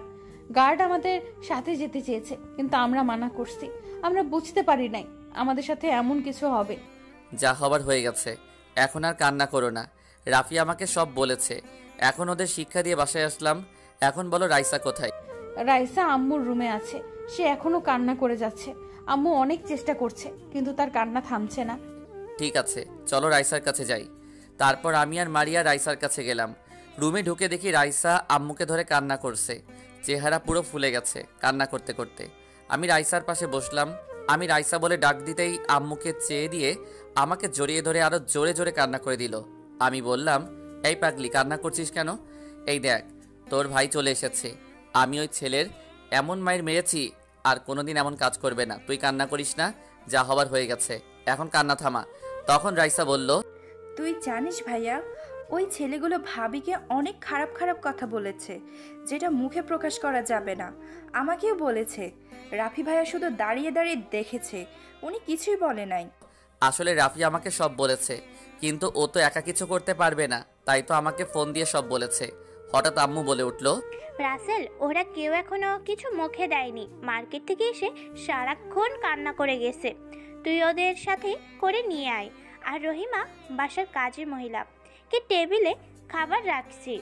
ঠিক আছে আম্মু, তুমি খাবার রেডি করো, আমি ওদের নিয়ে আসছি। আম্মু রুম থেকে বেরিয়ে গেল। আমি রাইসাকে বুঝিয়ে ওয়াশরুমে পাঠালাম। কিছুক্ষণ পর রাইসা বের হয়ে আসার পর মারিয়া ঢুকলো। মারিয়া আসার পর আমি ঢুকলাম। আম্মুর রুমে তিনজনে ফ্রেশ হয়ে খাবার টেবিলে চলে আসলাম। চেয়ার টেনে তিনজনই বসলাম। আম্মু সবাইকে খাবার বেড়ে দিচ্ছে। রাইসা খাবার খাচ্ছে না, শুধু ভাত নাড়াচাড়া করছে। তখন আমি রাইসাকে বললাম, কিরে রাইসা, খাবার খাচ্ছিস না কেন? এইভাবে ভাত নাড়াচাড়া করছিস কেন? তখন রাইসা বলল, ভাইয়া, আমার খেতে ভালো লাগছে না, আমি রুমে চলে যাই। এটা বললে তো হবে না, এদিকে আয়, আজকে ভাইয়া তোরে নিজ হাতে খাইয়ে দিব। রাইসা আর কিছু বলল না। আমি রাইসার প্লেট থেকে খাবার নিয়ে ওকে খাইয়ে দিতে লাগলাম। সবার খাবার খাওয়া শেষ হলে যে যার রুমে চলে আসলাম। মারিয়া আমাকে জড়িয়ে ধরে শুয়ে আছে। মারিয়া আমাকে বলল, রাসেল, ডাক্তার আঙ্কেল ফোন দিয়ে বলেছে তাদের বাসা থেকে কিছুক্ষণ বেড়ায় আসতে। ওনার স্ত্রী মানে আন্টি আমাকে দেখার শখ। আমাকে দেখার শখ। ওনাদের বিয়েতে আসতে পারে নাই, আমাদের বিয়েতে আসতে পারে নাই। তখন উনি অসুস্থ ছিল। তুমি ঠিকই বলেছ, যার জন্য আজ তুমি বেঁচে আছো তার সাথে তো ঠিকভাবে কথা হয় না। উনি যখন বলেছে তাহলে কালকে তুমি আর আমি যাব। ঠিক আছে, এখন আমাকে আদর করো। আজকে অনেক কষ্ট পেয়েছি, এখন তুমি আদর দিয়ে সব কষ্ট দূর করে দাও। তারপর আর কি, মারিয়াকে জড়িয়ে ধরে কিস করতে লাগলাম। মারিয়াও আমার সাথে তাল মিলাতে লাগলো। আর জানতে হবে না বাকিটা বুইড়ার ঠ্যাং। এখন আমি আর মারিয়া গাড়িতে করে ডাক্তার আঙ্কেলের বাসায় যাচ্ছি। সকালে মারিয়া তাদের ফোন করে বলছে, প্রায় 30 মিনিট পর ডাক্তার আঙ্কেলের বাসায় চলে আসলাম। দারোয়ান আমার পরিচয় জানতে চাইলে আমার কার্ডটা দেখাই। তখন দারোয়ান আমাকে স্যালুট দিয়ে সালাম দিল। গাড়ি পার্কিং করে ভিতরে ঢুকলাম। তারপর দরজায় কলিং বেল চাপ দিলাম। ও আপনাদের তো বলতে ভুলে গেছি, আসার সময় নানান ধরনের ফল, মিষ্টি আরও অনেক কিছু আনছি। সেগুলো দারোয়ান নিয়ে আসতেছে। কিছুক্ষণ পর একজন মহিলা দরজা খুলে দিল। দেখে মনে হচ্ছে আন্টি। মারিয়া ওনাকে সালাম করলো আর বলল, কেমন আছেন আন্টি? আপনার শরীর এখন কেমন আছে? আর আঙ্কেল কোথায়? দেখছি না যে। তার মানে তুমি মারিয়া? তোমার কথা অনেক শুনেছি তোমার আঙ্কেলের কাছ থেকে। তুমি নাকি মরার থেকে বেঁচে এসেছো। বাংলাদেশে নাকি চিকিৎসা করাও সম্ভব না, তাই তোমাকে বাইরে নিয়ে চিকিৎসা করিয়েছে? জি আন্টি, আজ যদি আঙ্কেল না থাকতো তাহলে এই দুনিয়ায় বেঁচে থাকতাম না। তা এখন আঙ্কেল কোথায়? ওনাকে তো দেখছি না। তোমার আঙ্কেল শুধুমাত্র উচিলা, হায়াত মতের মালিক ওপরওয়ালা। আর তোমার আঙ্কেল ওয়াশরুমে আছে। তোমার পাশে কেউ? আন্টি, ও আমার স্বামী, বর্তমানে একজন আর্মি অফিসার। কিছুদিন থেকে আঙ্কেল বলেছে এসে বেড়ায় যেতে, তাই আজকে সকালে আঙ্কেল ফোন দিয়ে আসলাম। অনেক ভালো করেছো। তোমার আঙ্কেলকে অনেক দিন থেকে বলছি মারিয়াকে বাসায় নিয়ে আসতে, তাকে একটা বার দেখবো। এই দেখেছো আমি কেমন মানুষ? তোমাদের বাইরে দাঁড় করিয়ে কথা বলছি, ভেতরে আসো। আমরা আন্টির সাথে ভিতরে ঢুকলাম। আমাদেরকে সোফায় বসতে বলল। আন্টি আঙ্কেলকে ডাকতে চলে গেল। আমরা বাসার চারপাশে তাকিয়ে দেখতে লাগলাম। দেখি পুরো বাসার ভিতরে বাচ্চাদের খেলনা দিয়ে সাজিয়ে রেখেছে, মনে হয় একটা ছেলে মেয়ের আশায়। কিছুক্ষণ পর দেখি আন্টি আর আঙ্কেল আমাদের সামনে আসলো। আঙ্কেল বলল, কেমন আছো তোমরা? তাহলে এতদিনে তোমাদের আশা হলো? তখন মারিয়া বলল, আলহামদুলিল্লাহ আঙ্কেল, আমরা সবাই ভালো আছি। আর রাসেল সারাদিন কাজে থাকে, তাই তাকে আর বলা হয়নি। আপনি কেমন আছেন? আলহামদুলিল্লাহ, আমিও ভালো আছি। রেহেনা, ওদের জন্য নাস্তা তৈরি করো। আন্টির সাথে আমিও যাব, চলুন আন্টি। এই বলে যেই না মারিয়া বসা থেকে উঠবে, তখন সোফার একটা কোনায় শাড়ির আঁচল ছিঁড়ে গেছে। তখন আন্টি বলল, সমস্যা নেই, আমার রুমে শাড়ি আছে, ওখান থেকে একটা পরবে। চলো, তোমাকে আজ নিজে শাড়ি পরিয়ে দিব। তারপর মারিয়া আন্টির সাথে রুমে চলে গেল। আমি আঙ্কেলের সাথে বসে বসে কথা বলছি। হঠাৎ আন্টির কান্নার শব্দ পেয়ে আমি আর আঙ্কেল দৌড় দিয়ে রুমে গেলাম। আমাদেরকে দেখে আন্টি দৌড় দিয়ে এসে আঙ্কেলকে জড়িয়ে ধরে কান্না করতে করতে যেটা বলল, সেটা শুনে আমি পুরো অবাক হয়ে গেলাম। আর মারিয়া শুনে কান্না করতে করতে বসা ছিল। মারিয়ার শরীরে এখনো আগের শাড়িটাই আছে। তো চলুন আন্টি আঙ্কেলকে জড়িয়ে ধরে কি কথা বলছে একটু শুনে আসি। ওগো, তুমি জানো এই মারিয়া আমার হারিয়ে যাওয়া মেয়ে। এত বছর পর ওকে আমি খুঁজে পেয়েছি। ওকে আমি আর হারাতে দিব না। তুমি কি করে চিনলে যে মারিয়া আমাদের মেয়ে? আমি মারিয়ার শাড়ি খুলতে গিয়ে তার পেটের উপর চোখ পড়ে। আমি দেখি মারিয়ার পেটের উপর একটা দাগ, যে দাগ আমার হারিয়ে যাওয়ার মেয়ে ছিল। তাই ওকে আমার চিনতে ভুল হয়নি। তখন আমি বললাম, মারিয়া কিভাবে হারালো? তখন আন্টি আবার বলল, যখন মারিয়ার বয়স 1 বছর, তখন সে হাঁটতে পারে না, হাঁটু গেড়ে খেলা করতো বাসায়। একদিন তোমার আঙ্কেল হাসপাতালে চলে যায় বাসার দরজা না লাগিয়ে। তখন মারিয়া হাঁটু গেড়ে দরজা দিয়ে বের হয়ে যায়। তোমার আঙ্কেল যাওয়ার আধ ঘন্টা পর আমি কিচেন রুম থেকে বেরিয়ে আসি। তখন মারিয়াকে খুঁজতে থাকি। বাসার দরজার দিকে তাকিয়ে দেখি দরজা খোলা। তখন আমি বাসা থেকে বেরিয়ে আসি, কিন্তু কোথাও খুঁজে পাইনি। কিছুক্ষণ পর দারোয়ান দোতলা থেকে বেরিয়ে আসছে। তখন তাকে জিজ্ঞেস করে মারিয়া কোথায়। তখন সে বলে উপরে এক ভাড়াটিয়া ঠেকেছে, তাই সে বলতে পারবে না। পরে তোমার আঙ্কেলকে ফোন দিলাম। আমি একজন রোগী দেখছিলাম, তখন রেহেনার ফোন আসে। আমি নার্সকে বলে নিজের কেবিনে চলে আসলাম। তখন ফোন ধরার পর রেহেনার কথা শুনে আমি সাথে সাথে বাসায় চলে আসি। তারপর অনেক জায়গায় খুঁজেছি, থানায় ডায়েরিও করেছি, কিন্তু কোনো লাভ হয়নি। তারপর থেকে রেহেনা কিছুদিন পর অসুস্থ হয়ে পড়ে। আর বাসার ভিতরে দেখছো না, বাচ্চাদের খেলনা দিয়ে সাজিয়ে রেখেছি। এসব মারিয়ার খেলনা ছিল। আমার কারণে মেয়েটা হারিয়ে গেছে। তারপর আঙ্কেল আর আন্টি মারিয়াকে জড়িয়ে ধরে কান্না করে দিল। তারপর মারিয়াকে জিজ্ঞেস করলো এতদিন কোথায় ছিল। তারপর মারিয়া সবকিছু খুলে বলল। রাতে সবাই একসাথে খাবার খাচ্ছি। আন্টি থুক্কু, এখন তো শাশুড়ি হবে, উনি মারিয়াকে নিজ হাতে খাইয়ে দিচ্ছেন। তাদের দেখে বোঝা যাচ্ছে আজকে তারা অনেক খুশি। খুশি হওয়ার কারণ আজকে এত বছর পর হারানো মেয়েকে খুঁজে পেয়েছে। মারিয়াও অনেক খুশি। রাতে খাবার খাওয়ার পর আঙ্কেল আমাকে একটা রুম দেখিয়ে দিল। আমি রুমে এসে বিছানায় শুয়ে মোবাইল টিপতে লাগলাম। কিছুক্ষণ পর মারিয়া রুমে এসে দরজা বন্ধ করে আমার পাশে শুয়ে জড়িয়ে ধরে বলল, রাসেল, তুমি জানো আমি আজ অনেক খুশি। আমার হারানো মা বাবাকে খুঁজে পেয়েছি। মা বাবার ভালোবাসা এমন, তা কখনো বুঝতে পারিনি। আজকে বুঝলাম একটা মেয়ে ঘরের লক্ষ্মী। ঠিকই বলেছ। তুমি দেখো নাই, তোমাকে পেয়ে শাশুড়ি আম্মা অনেক ভালো হয়ে গেছে। এতটা বছর তোমার চিন্তায় অসুস্থ হয়ে পড়ছে। তাদের মনে কখনো কষ্ট দিও না, তোমার জন্য তারা অনেক কষ্ট পেয়েছে। আমি কখনো তাদের মনে কষ্ট দিব না। এখন আমাকে জড়িয়ে ধরে আদর করো। আমি চাই আব্বু আম্মুর একটা নাতি দিতে। আমি মারিয়াকে বুকে জড়িয়ে নিলাম। তারপর সন্তান আনার মিশন শুরু করে দিলাম। এটা এমন একটা মিশন যেটা স্বামী স্ত্রী ছাড়া করতে পারবে না। দেখতে দেখতে আজ 1 বছর পার হয়ে গেছে। রাইসার এসএসসি পরীক্ষা শেষ। আরও কিছুদিন পর রাইসার রেজাল্ট দিবে। কিন্তু রাফি এখনো বিয়ে করছে না। তার নাকি একটা মেয়ে পছন্দ আছে, তবে মেয়েটা ওর থেকে ছোট এবং মেয়েটা কে সেটা বলে না। এবার আসি মারিয়ার কথায়। মারিয়া আগের থেকে কেমন যেন হয়ে গেছে। এখন ঠিকমতো আমার খোঁজ খবর নেয় না। 2 দিন পর পর তাদের বাসায় চলে যায়। আমি কিছু বললে বলে আম্মু বাসায় একা থাকে, আব্বু তো সারাদিন হাসপাতালে থাকে, তাই আম্মুকে একটু সময় দেই। তাই আম্মু কিছু বলে না, আমিও কিছু বলি না। মারিয়া তো ঠিকই বলেছে, ওর আম্মু তো বাসায় একা একা থাকে। মেয়ে পাশে থাকলে সব বাবা মার ভালো লাগে। ও আপনাদের তো বলতে ভুলে গেছি, ওই যে বলছিলাম না 1 বছর আগে যাদের ঘর পুড়ে গেছে তাদের নতুন ঘর করে দেওয়া হয়েছে এবং প্রতি পরিবারের জন্য 2 মাসের খাবার দিয়ে দেওয়া হয়েছে। তো যাই হোক, আজকে রাফির অফিসে বসে আড্ডা দিচ্ছি। রাফি এখন তাদের অফিস দেখাশোনা করে। তার আব্বু বাসায় থাকে। দুজনে কথা বলার মাঝখান দিয়ে আমার মোবাইলটা বেজে উঠল। মোবাইলের দিকে তাকিয়ে দেখি শাশুড়ি আম্মা ফোন দিছে। আমি ফোন ধরে সালাম দিলাম। তখন শাশুড়ি আম্মা বলল, রাসেল তুমি কোথায়? এখনই বাংলাদেশে পিজি হাসপাতালে চলে আসো। মারিয়া হঠাৎ মাথা ঘুরে পড়ে গেছে। আমি দারোয়ানকে সাথে নিয়ে মারিয়াকে হাসপাতালে নিয়ে এসেছি। তুমি 402 নাম্বার কেবিনে চলে আসো। আমি ঠিক আছি। বলে রাফির কাছ থেকে বিদায় নিয়ে অফিস থেকে বেরিয়ে গাড়ি নিয়ে হাসপাতালে যেতে লাগলাম। রাফি আমার সাথে আসতে চেয়েছে, কিন্তু আমি মানা করছি, কারণ সে এখন অফিস একা একা দেখাশোনা করে। প্রায় 30 মিনিট পর হাসপাতালে পৌঁছে গেলাম। ভিতরে ঢুকে 402 নম্বর কেবিনের সামনে চলে গেলাম।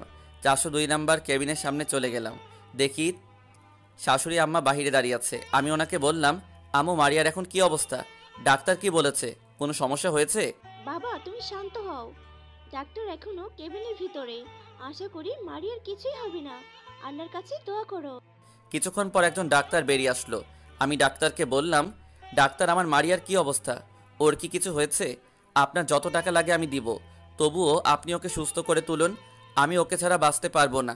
তারপর ডাক্তার যেটা বলল সেটা শুনে আমি সাথে সাথে মাটিতে বসে পড়লাম। চোখ দিয়ে পানি পড়তে লাগলো। ডাক্তার এটা কি বলল?